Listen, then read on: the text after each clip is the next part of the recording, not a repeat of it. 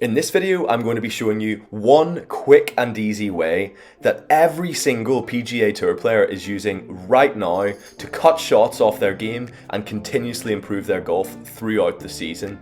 This technique barely anyone knows, but you, me, anyone who plays golf could use this to slash shots quickly off their handicap. So make sure, guys, you stay tuned for this video so I can show you how I plan to use this method. Stay tuned, guys.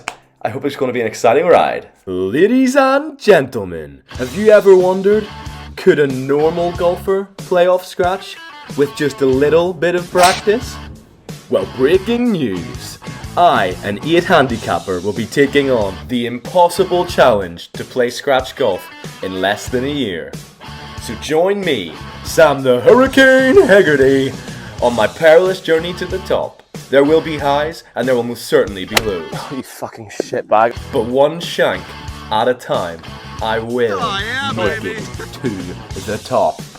So fasten your bloody seatbelts, ladies and gentlemen, and join me on my journey to scratch golf.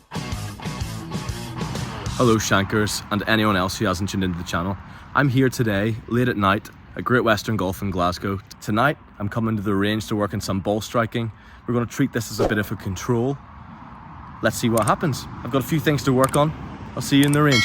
Episode 1, Journey to Scratch Golf.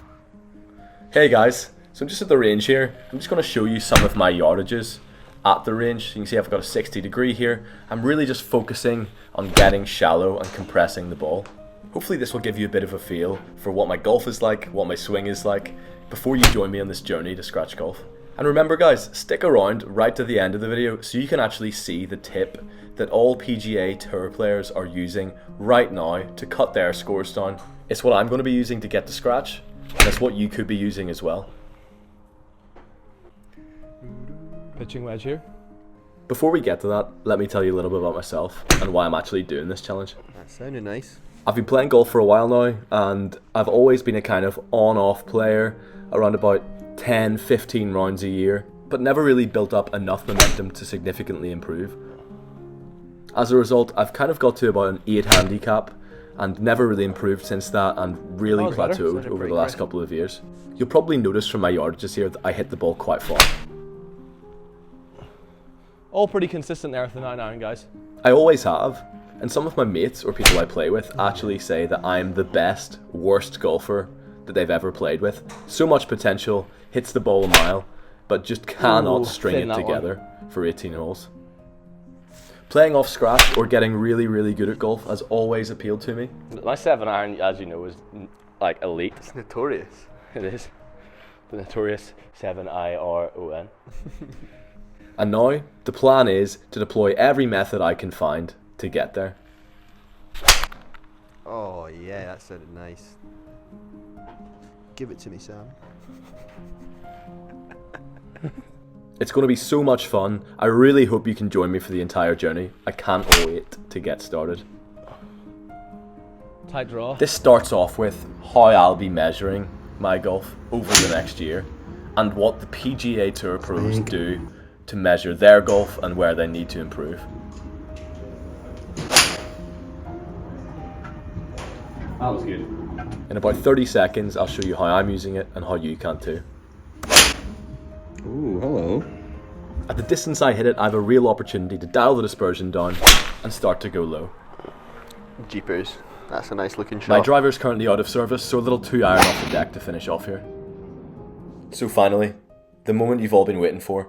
What is this mystery technique that all PGA Tour players are using but none of us know about or use? Every single PGA Tour player is constantly comparing himself against the field, not only just in how they've played that week, but on strokes gained throughout the season. Every last player on tour is constantly checking these statistics for their putting, how many greens in regulation they hit, how many fairways they hit, and how many times they get up and down. It's also probably the best way to look at where your strengths lie and where your weaknesses that you need to work on.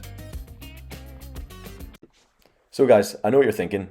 What the f*** has this got to do with me? Well, I've managed to compile data from over 200,000 rounds of golf played by scratch golfers from the data that they have logged in Arcos. and there's some interesting things that I've found. A scratch golfer's average score to par, 3.8. Average putts per round, 32. Average greens in regulation, 10. Average up and down under 25 yards, 57%.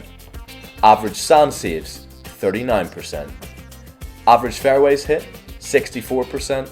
Average driving distance of 259 yards.